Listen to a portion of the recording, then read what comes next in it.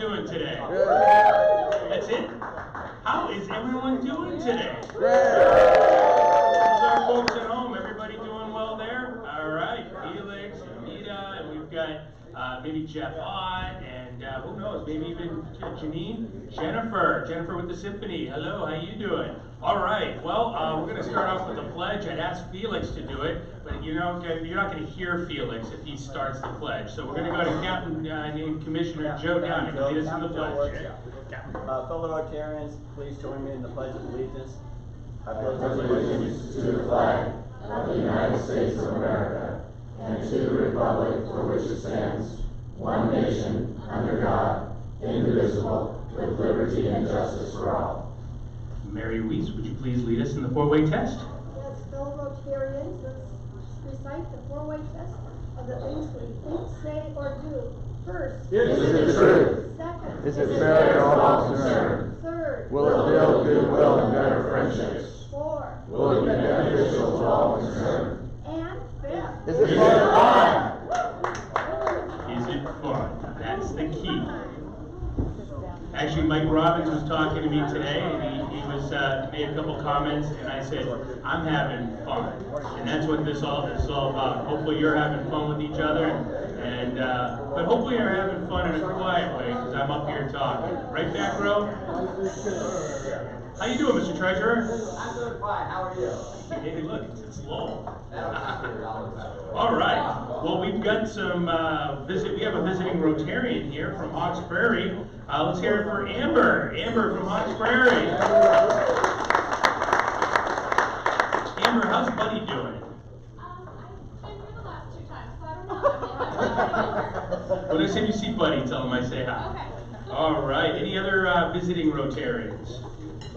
Okay, we're going to move right on to our guest list. Christine Poirier, you have a guest. She's not here, but I am. You know, one of these days I'm going to get this right. Actually, I'm going to get it here now because that's Jenny. Nice to see you, Jenny. Jenny brought a guest. Wow. I like that. And that's Dan. So let's hear it for Dan. Serial guesting. I love it. Yes, yeah. So you're both my guests for today. So let's just do it now. Unless you don't want to be my guest, which I can understand, and then you're Graham's guest. All right. Wow. And then we've got one more. Matt Purcell's back. Hey, let's hear it for Matt. Matt getting back on board, a former Rotarian, former Gateway Rotarian, getting back on board the train. So it's great to have you. He keeps listing Mike Stedman. I don't know why. Is Mike even here? Where's Mike? Stedman.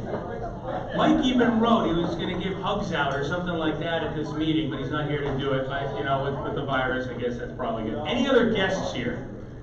I don't know why I'm raising my hand. I'm not a guest, but that's fine. Okay, we're going to move right along, and this is our Think Rotary moment. And I want you guys to think about some different folks out there in some different industries. But what I'd really love to have for some self-identification is folks that are business owners that do services, different type of services that they provide.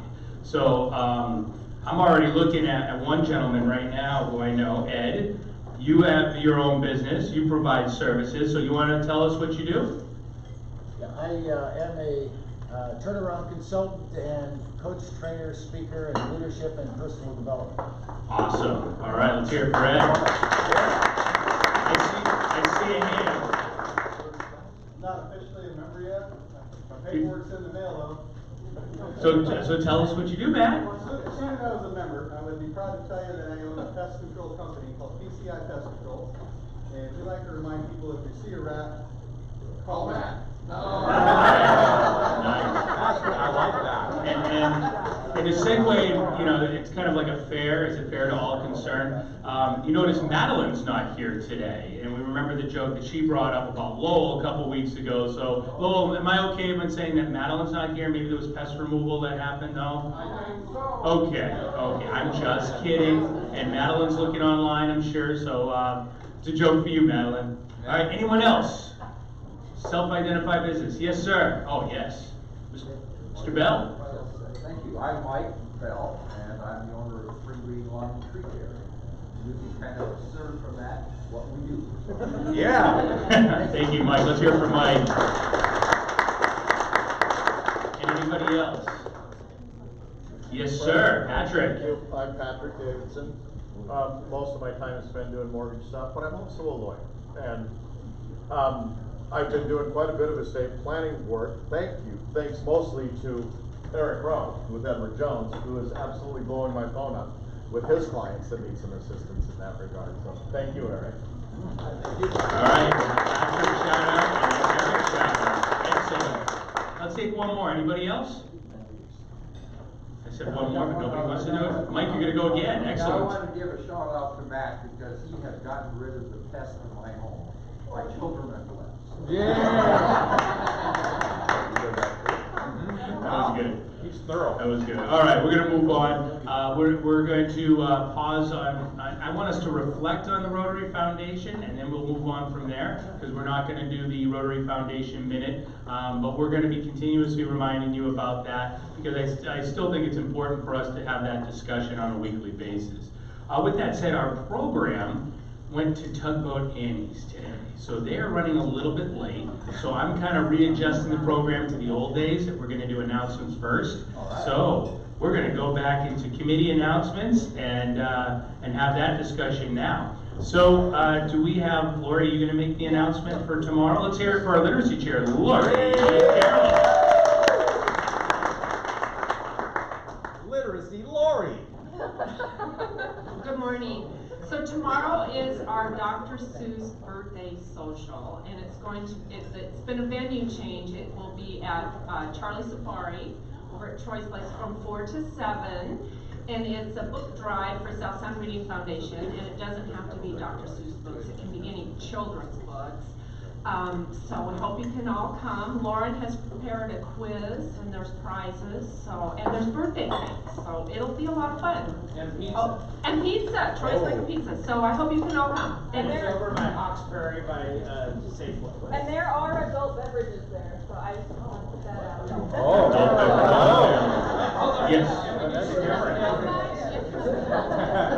No, you can come for any part of that time. Great question. Yeah, you can be there for any part of it. You don't have to be there the whole time. All right. Is Corinne here? Corinne?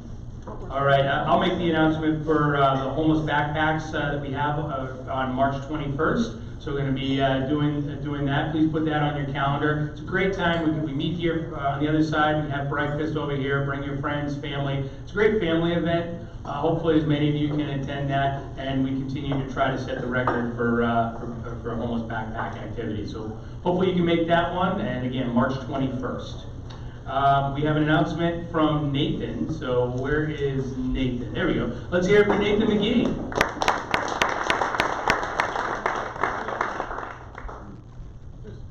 I just wanted to thank all the Rotarians that are volunteering to support the Interact kids when they go to Paul Harris.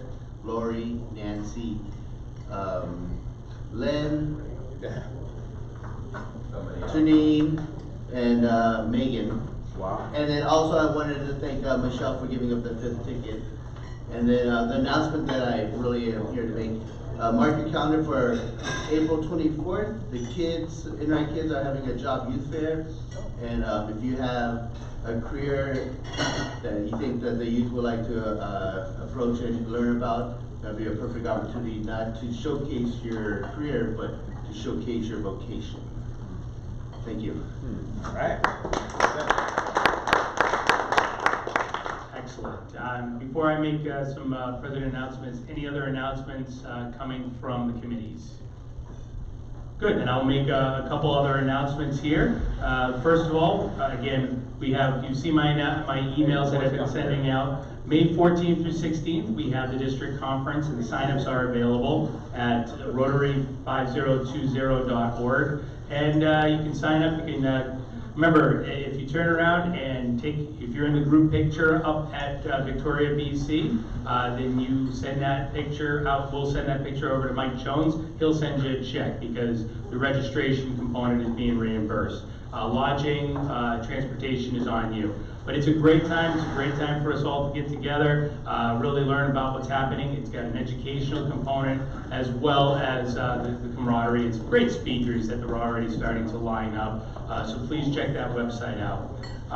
We heard a little bit about, we have the Paul Harris dinner. I have that listed that AG Bill McGregor would make that announcement. I don't see AG Bill McGregor, so he will not be making that announcement. But again, March 19th, go to paulharrisdinner.com if you're interested. Two more quick ones. The Young Club is having a celebration of their 10-year anniversary.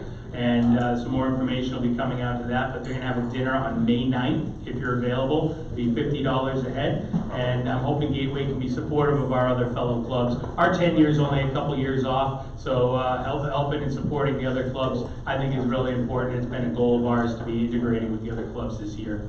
And finally, again, for your calendars, June 24th, we're having the installation dinner at Indian Summer. Again, a shout out and a thank you to Lowell Gordon for setting that up for us. We've got a great group that's going to be leading that. We've got our chair, as always, Lori Carroll, thank you for that. Amanda Bay, Sylvia Davenport, Janine, and myself are on that committee, and it's going to be emceed by the amazing Mike Jones. Board meeting tonight at 5:30, Chicago Title, and I hope you guys on the board can make that. With that said, we're going to move into our fantastic opportunity to give recognition to the funds that we raised during our great BBB event. So, without any further ado, I'd like to get a warm welcome for our Service Committee Chair and Director. Let's hear it for, who do you want to be today? I know, I'm looking over going, what the heck? Scott Spence. Hey. Or not Doug Musk. Well, good morning, everyone. How y'all doing? So this is our second grant award this year. You'll recall that Gateway Rotary raises money through the BBB, and then we set aside some of that money for our major project, which is the Thurston County Food Bank, Lacey Food Bank project. And then we also award grants, and so we have, I think, 6 grants that are going out this year. And today we are going to acknowledge one of the grant recipients, and that is a Boy Scout troop. And I don't remember what number it's specifically. So this is something different for us. We are sponsoring a Boy Scout troop here locally. And not only are we providing a cash donation to the troop for supplies and startup, but we also then take on responsibility as serving as their sponsor for Boy Scouts of America. So we're taking on a little bit more responsibility, but it aligns with the values and interests of this club to support youth in our community. And so with that, I'm going to stop and invite Jonathan Spronsky to come up and accept and tell us about the troop. 9307. 9307. 867-5309. Jonathan. Thank you, Doug, and thank you really to the whole club. It's not just the troop, it's actually PAC 9307 and Troop 9307 as well. So the PAC serves kindergarten through 5th graders, both boys and girls. The troop is a boy troop and serves middle school and high school boys in the Rainier area. So if you turn right out of the parking lot here, proceed south down College Street. If you keep driving and going straight, eventually you will drive straight into Rainier High School where we meet. So don't do that, but that is the population that we serve. And so when we took over the program about 2.5 years ago, we were serving about 8 to 10 youth in the elementary school, and the troop was non-existent. Since that time, we've now grown. We're now serving 42 youth in the community in the elementary school. At the end of last fall, we had a request to restart the troop to serve middle school and high school students. Our goal was to get 5 students and start with that. At this time, as of last night, we're serving 21 middle school and high schoolers in just 2 months since we chartered, so pretty exciting. It's been a really wild ride, and then right after we had chartered, in November we found out that the Rainier Lions Club, who had been the chartering organization for both groups, was going under. They were closing their doors. And so the troop had 1 year to try and find another nonprofit organization to partner with. You can imagine there's not many nonprofits in Rainier that are maybe providing services, and so we were very thankful that Gateway Rotary was willing to support us and take on this responsibility in this role. So thank you all for that. If I can, before I get the Doug Mosh up, I'll just tell one story about the Cub Scout pack that I think really illustrates the program. We are the only after-school program in Rainier that's year-round. We're also the only non-sporting after-school program that meets at the school. And so for a lot of these students, they don't have many other opportunities to do programming. What happens is once a month for the elementary school students, we have a PAC meeting where all the students that we serve, K through 5, come in and receive all their awards. It's also usually the only meeting that all the parents come to. And those meetings often go a lot longer than I would always like on a school night, I will say. And so we were looking at ways to try and make it be more respectful of people's time and trying to trim it down. And one of the ideas that came up is, well, we always have a pop-up dinner at that meeting. Why don't we cut that out? And one of the current Cup master at the time, 2 years ago, leaned over and said, absolutely, we cannot cut that part of the program out. And we all were kind of shocked by that. We said, well, what's so important about the dinner? And he said, I want you to look around the room. That's the only time that these students have both their mom and their dad, or both adult parents there, sitting down at a table and having dinner together. And it was true. For a lot of the students that we serve, it's a single parent family. Sometimes the child exchanges for youth custody actually happen at our program. And so it was nice to have that perspective that this is the one time that we are actually serving the whole family unit. So thank you all for being a part of that.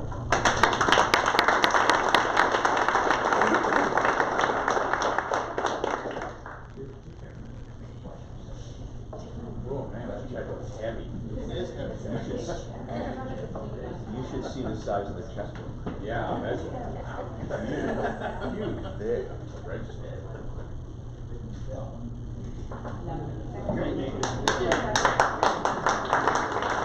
Nice penmanship, Amanda.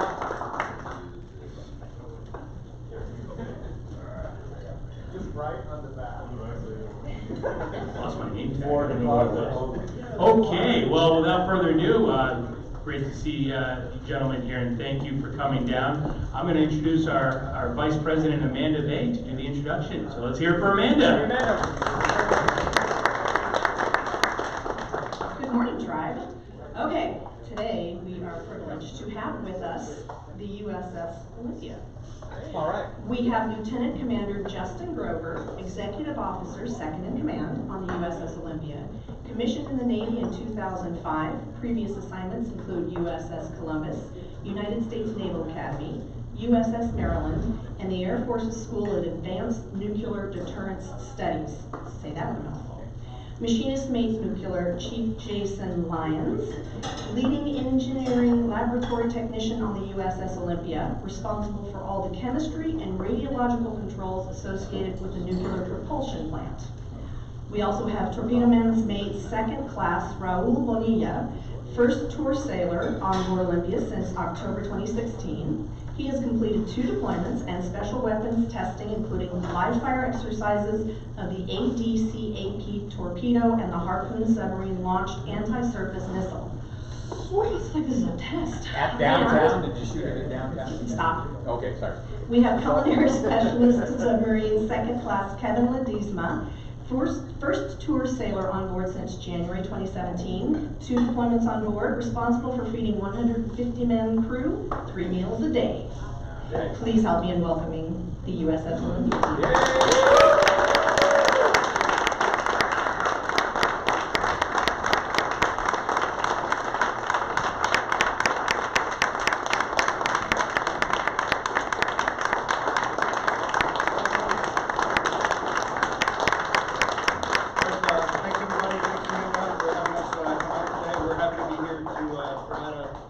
Presentation on a little bit about what we do as sailors on board Olympia and how we've ended up here in Olympia or nearby up in Bremerton. So just to start out, again, my name is Justin Grover. I'm the XO on board Olympia, and I've got Professors Bonilla and Ledesma, 2 of our great first tour sailors on board.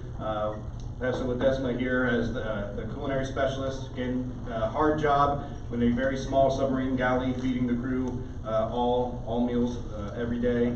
And then Professor Bonilla, again, who's one of our torpedo men on board, who highlighted specializing in some of these tests that we did before this last deployment. And then Chief Jason Lyons, who's one of our senior leaders in our engineering department, supervising the propulsion plant operations for our nuclear reactor.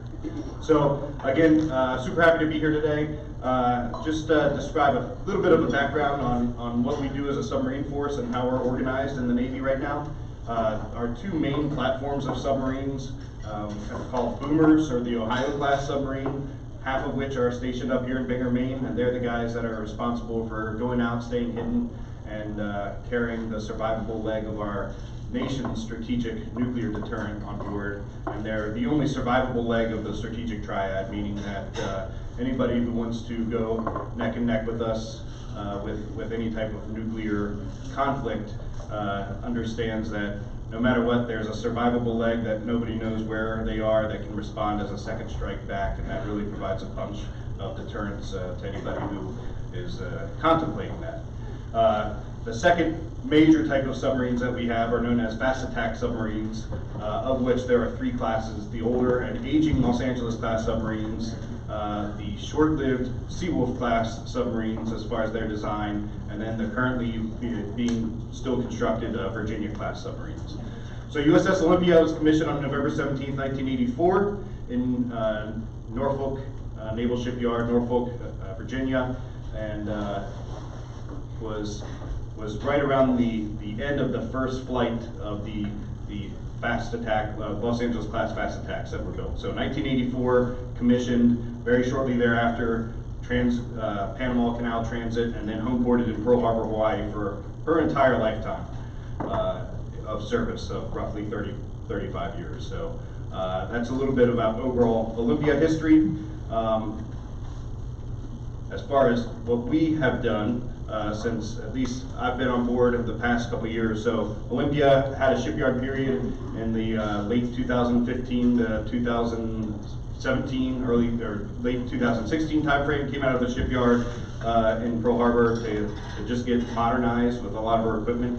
That's one thing that our Navy is pretty good at doing, is maintaining older ships in a modern warfighting status by continually to provide them updated weapons, tactical equipment on board. So a lot of the newer, or a lot of the older submarines actually are refitted with newer combat control systems than some of the new construction submarines that are being constructed now. So the Navy's done a good job of keeping us modern throughout the fight. So in 2018, I reported as XO on board Olympia. Again, that's a second in command position, and that understanding when I reported was the ship was scheduled, and these guys can all vouch for this, was scheduled to go on a deployment to the CENTCOM, or Central Command Area of Responsibility, which is kind of a rare deployment for Hawaii submarines. When Hawaii submarines normally deploy, kind of step over here to the map for a second. Get a slide closer. That microphone comes out if you want. Sure. So as Hawaii submarines normally deploy, got Hawaii here. The general area of deployments are to the Western Pacific area of responsibility. That's where they normally deploy and conduct their operations.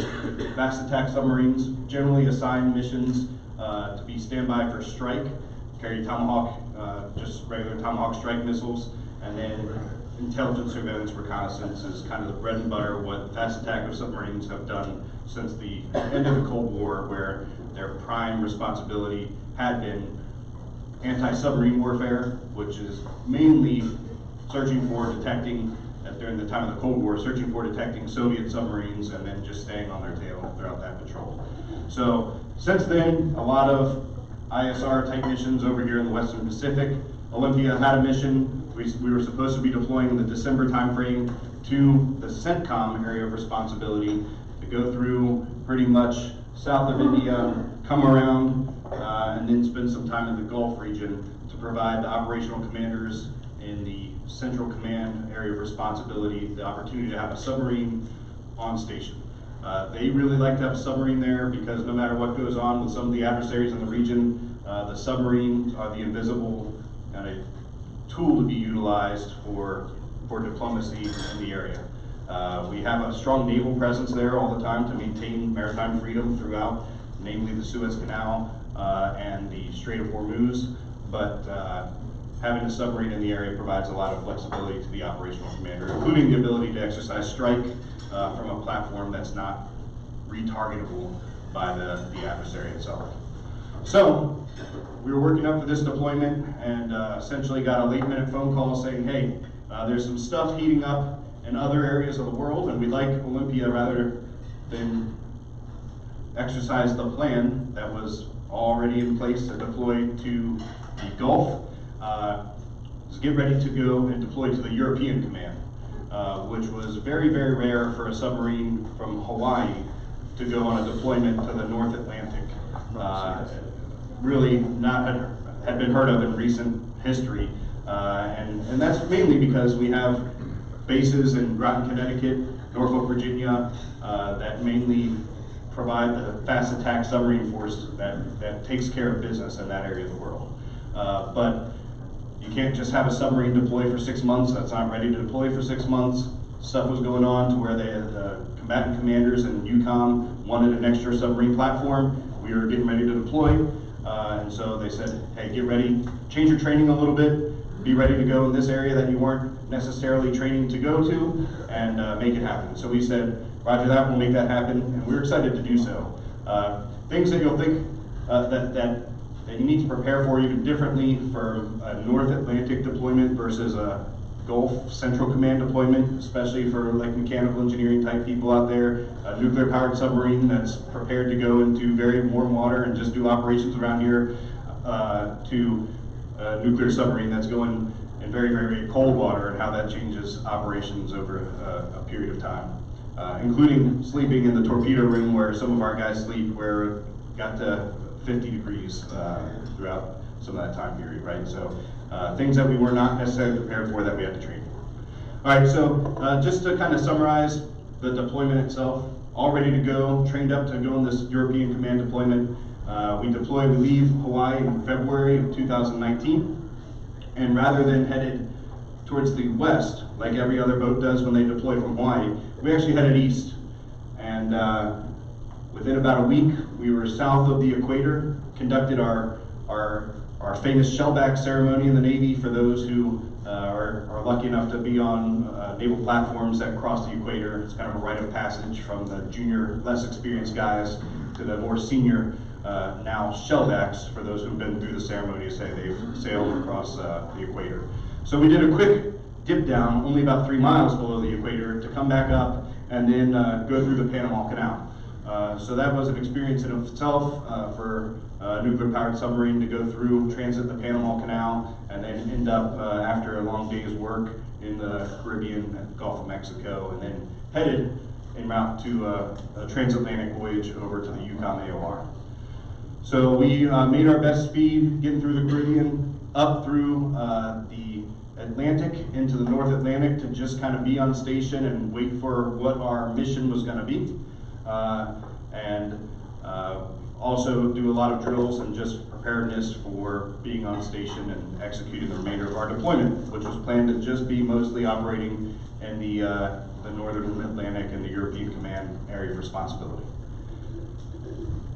We conducted multiple exercises with a lot of our NATO allies while we were on station up there, both submarine and versus submarine type exercises, and then submarine with other platforms with aircraft, like anti-submarine aircraft platforms and other surface platforms, including one that was off of kind of the Mid-Atlantic Ridge area that we participated with the Brits. So we had a short port call in Faslane, Scotland, which is right on the northern tip of Scotland, in order to go in there and do some pre-exercise conferences, meet the guys that we were going to be participating with, and do the exercise. So we had now traveled all the way through the Panama Canal to the North Atlantic, and then up to Scotland. We came out, we did some exercises, and then we ended up crossing north of the Arctic Circle, and we spent a total of several weeks north of the Arctic Circle during the deployment, which was further north than we had originally planned, and a good experience for the guys to experience what it's like to be north of the Arctic Circle, under the water for a good period of time. So after Scotland, we went back to sea, we did some more exercises, and we had a part back in the engine room that needed to be replaced, that we thought we were going to be able to work out enough time to maintain ourselves at the sea. And essentially this part is a big seal that goes around the shaft, the one shaft that turns the one propeller that we have on board. And on a submarine, the shaft is about that big around, And so if the seal does not work well, then the water comes into the submarine versus stay out of the submarine, and that's normally like one of the tenets of operating at sea that we try to maintain that integrity. So our guys were doing a good job about keeping that water off, pumping it off as much as possible, but it just got to the point where it didn't make sense to continue to fight while we could pull into a reliable port and have a good plan to make these repairs. So a team flew out from Hawaii, from the Pearl Harbor Navy shipyard, packed up all their gear in Pelican cases, met us on a kind of an emergent, unplanned port call in Gibraltar, UK. So this was a fantastic port, a very good experience. The ship drove through the Suez Canal submerged, which is, through the Strait of Gibraltar submerged, which is a pretty confined, high traffic density spot for us to exercise our contact management, submerge, stay safe, get through there, come up, and then surface for this port call. So we exercised the port call. We did these repairs in a record period of time, about 16 days from start to finish of the job to get the biggest seal on the ship replaced and then get back out to sea. So it was a great opportunity for the crew to get out, experience Gibraltar, play with the monkeys that exist there in Europe, and then get back to sea. So at this time, since we had to get pulled into Gibraltar, things were also, this is now the June-May timeframe, and things were starting to heat up in the Central Command AOR again. If you remember last year, things were happening around the Strait of Hormuz. Iran was acting up on what they were doing, and there was some talk about, hey, just send Olympia back out to where she was originally planned to go. However, there was also continued threats of additional adversaries up to the north, sending a lot more units to sea that our operational commanders wanted to ensure we had eyes on. And that won out, so we didn't even know really where we were going to be going when we left Gibraltar, whether we were going to be headed east through the Med and maybe through the Suez Canal, or back through the Strait of Gibraltar out up to the North Atlantic to play around there. And so last minute they said, hey, you're going out back up north, we need you up there. So we said we would do that. So we went through the Strait of Gibraltar for a second time, this time to the west, back up to the north, and went back north of the Arctic Circle. We hung out there for a little while, conducting our operations. Our squadron from Hawaii wanted to check out to see how we were doing. Normally they fly out to Japan to do this. This was a good opportunity then for them to see a different part of the world, and they flew to Tromsø, Norway to meet us for just a couple days. Tromsø, Norway is about as far north as you can get in Europe to any civilized area that's tenable up there. So they met us up there, came out for a couple days. We dropped them back off in Tromsø, Norway, and then at this point, things continued to heat up more and more in the Central Command area. And so we made our best speed back through the Strait of Gibraltar, did a quick stop in Crete to top off our supplies, and then through the Suez Canal, through the Red Sea, and we spent the remainder of our deployment doing operations in the Central Command area of responsibility. We were doing our things out there as long as we could stay on station until another submarine was surge deployed to meet us over there, and we broke off, came back home to Hawaii. The thing about Olympia is that it's designed for a certain period of time, and that hull expires for its certifications just like an airframe would expire for flying in the air. And our hull we knew expired on October 31st of 2019. And we were still out here in September. And we needed to travel all the way across the world back to Hawaii to get back, understanding that once we got back to Hawaii, we had to say hi to our loved ones, maybe get a little bit of a break, move our families over to Washington because we needed to be in port in Bremerton, Washington for our decommissioning prior to October 31st.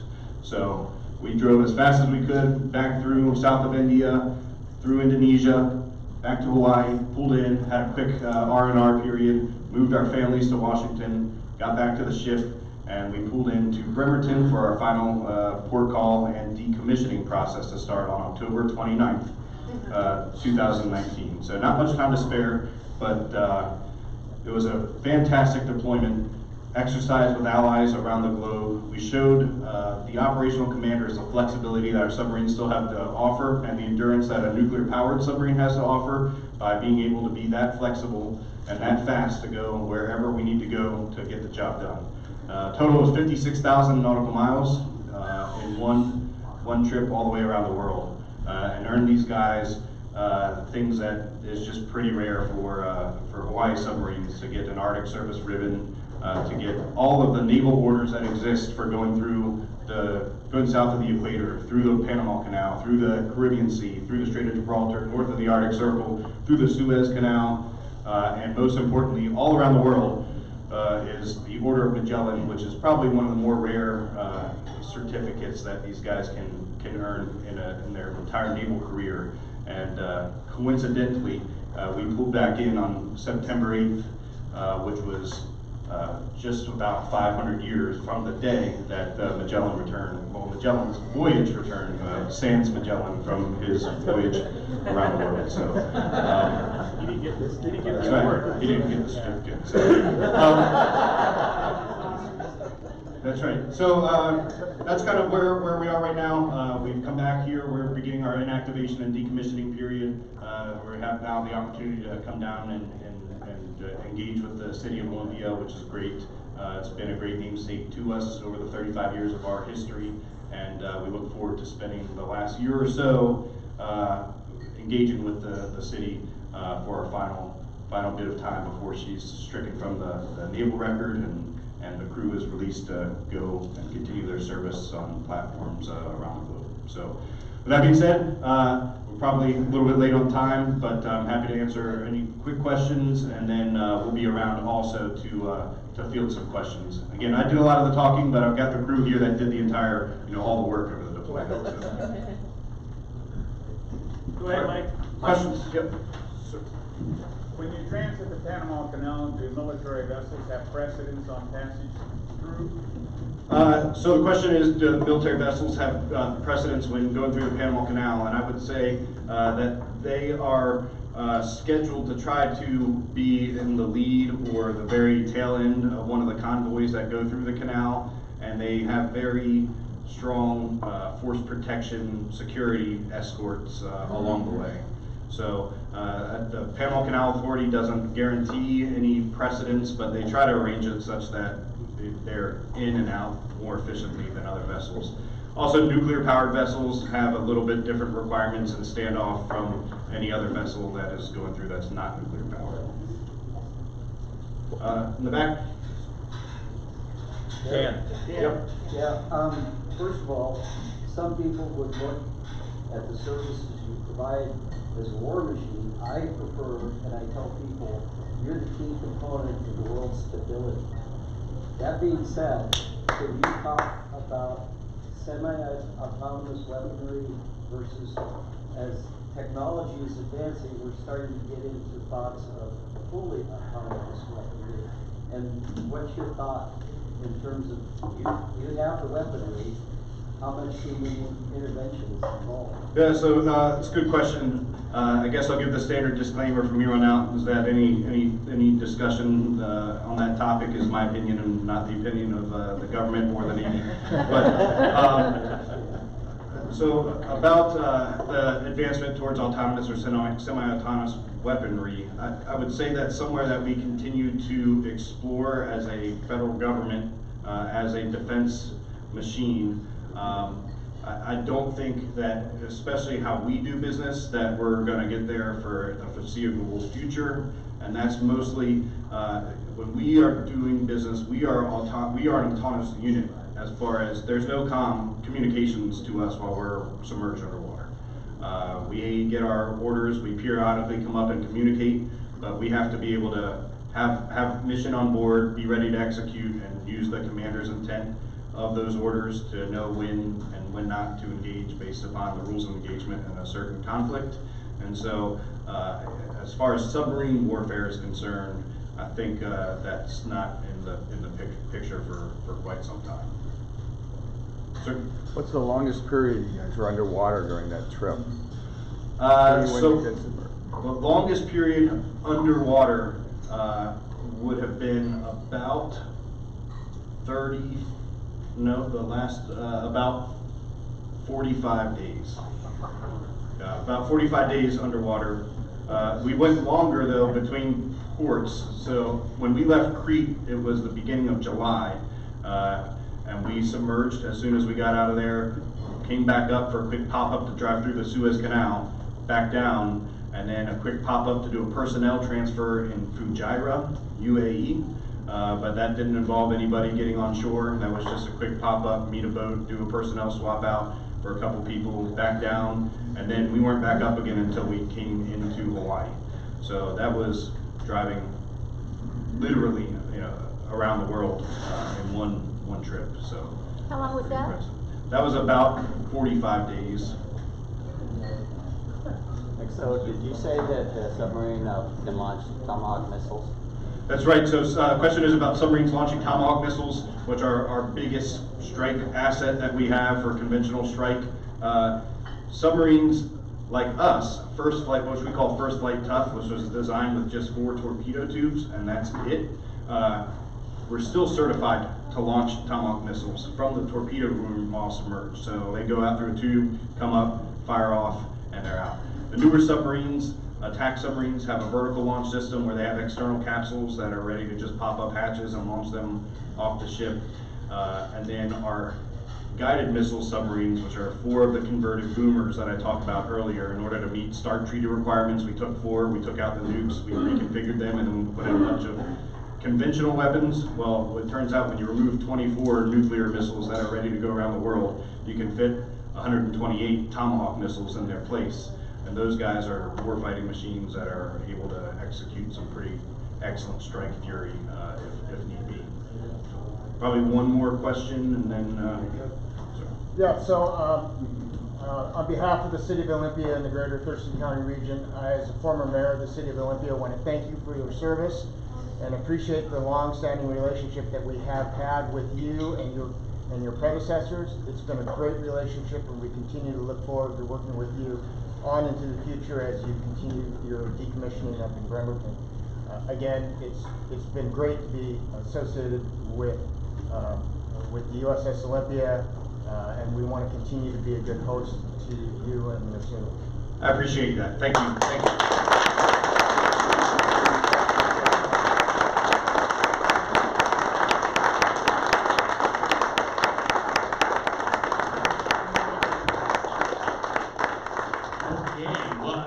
First of all, as somebody who was in the Naval Reserves, it's great to see the best of the armed forces here, the best branch and presence. Sorry, Grace, had to go there. As you all know, part of our education, our literacy campaign is we always have our speakers sign a book, and it was great to have all the signatures of these gentlemen on this book. And for those who don't know, so the book itself is a computer called Catherine, and I'm blanking on the name of the movie. It just went by. It was what was it? Hidden Figures. Yes, thank you. And it's about Katherine Johnson, who passed away last week. So kind of like the passing of the USS Olympia, this is honoring also the passing of somebody that did a lot of great for our country. What you guys do for our country is fantastic. Thank you for what you do, and thank you, as to echo former Mayor Ma's sentiments, thank you for representing Olympia and our region. Thank you very much.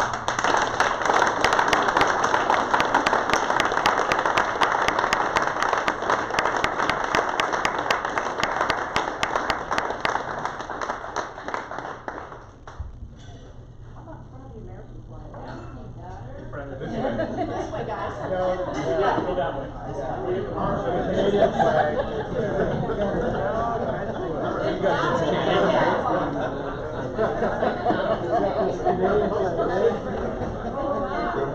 Yeah, wasn't it good? It's kind of like all again, so thank you very much for having us here.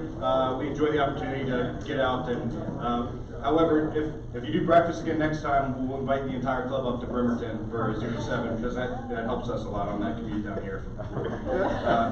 But I've got a couple things that I wanted to present to the Lynn on behalf of the club, and these are good things. I think when you have auctions and different things to raise money, that might go for some stuff. So this is our command coin, USS Olympia. Every command has a challenge coin, and want to at least get you one. This is from the captain saying that you know, he wished he could be here, but I'll hand that to you instead.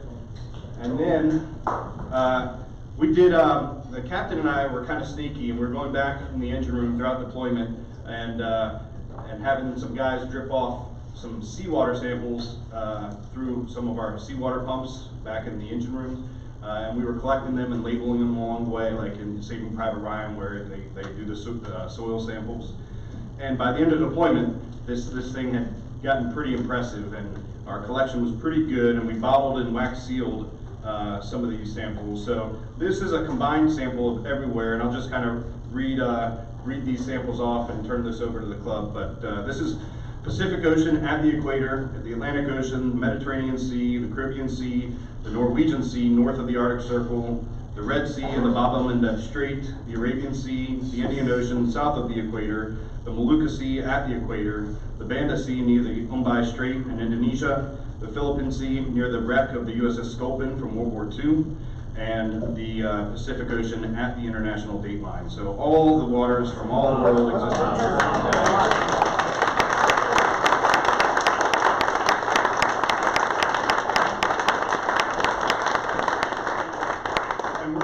For the rest of the morning here, if there's any additional questions. These guys are super anxious to talk and really share what their life is on board through a 7-month deployment and the careers they've had so far. So we'll be available. Thanks. Thank you. Well, let's hear it once again for the crew of USS Olympia.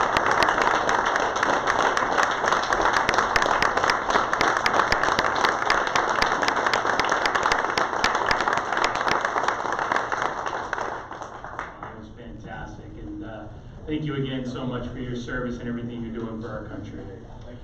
With that, we're going to move on to, so I'm going to keep the camera on, so let's stay live on this one. In lieu of a classification talk, I'm going to have just a quick update on what's happening on vocational committee and also what's happening on vocation in general. One of the things that we've been trying to get going this year is to get your businesses engaged in some sort of way that we can sit there and find you. And one of the discussions that started was another district, District 5030, started a database in which they now have their businesses linked up so that if you're a Rotarian, you can go on, you can say, all right, let's say I need somebody for doing pest removal, and you start looking for that type of data search, and you can look in different areas or different cities to find a business that could take care of it. It really exemplifies the idea of think Rotary as opposed to Google. So with that said, I was pleased to hear a couple weeks back that our district, District 5020, and District Governor Mo got on board with that as well, and that we're going to be starting to engage with that same database so that we can start providing that same service to our members. And I want to say this was something that our vocation committee's been working on, our club has been active in trying to focus on, and a lot of kudos to, again, AG Mo, District Governor Mo, AG Bill McGregor, and a lot of others in our district that really made that possible. And so we're more news to come. I don't have anything to show you yet, but I think it's something that you, especially the folks that have their own businesses, and that's why I wanted to recognize some folks early on, can start getting some ideas so that when you do need an issue, when you have to find a pest controller, you're finding Matt as opposed to sitting there saying, well, I don't know what to do, and you're going to Google. And that's kind of the whole notion and why we're trying to give more recognition to some of the businesses around. So I hope that just echoes some of the things as one of the items that's come out of the vocation committee. You heard their presentation last week. It was great to see that panel and a lot of work that they've been doing. We'll be back with our regular classification talks again, kicking off next week. Excited to continue that program. With that, I'm going to say goodbye to our folks at home. It was great seeing you, and I hope you enjoyed the presentation today. As we move on, so we've got exciting things.